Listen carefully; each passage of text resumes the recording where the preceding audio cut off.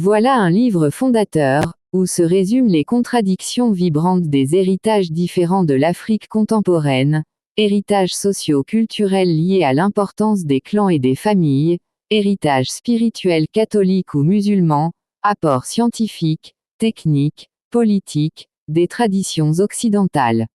Édité et réédité, le grand livre de Cheikh Hamidou Kane, L'aventure ambiguë, est peut-être la conciliation la plus réussie de l'écriture romanesque classique et de la pensée philosophique et mystique de l'Afrique occidentale, dans une prose française parfaitement équilibrée, juste et belle, qui ne s'interdit pas de prendre des accents poétiques.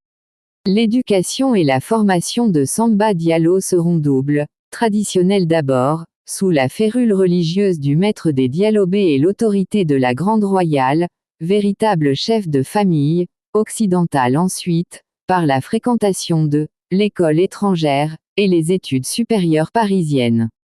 Comment conjuguer l'identité peul, toute cette mémoire de sagesse et de rigueur héritée de générations de Dialobé et l'efficacité cartésienne de la civilisation des colons?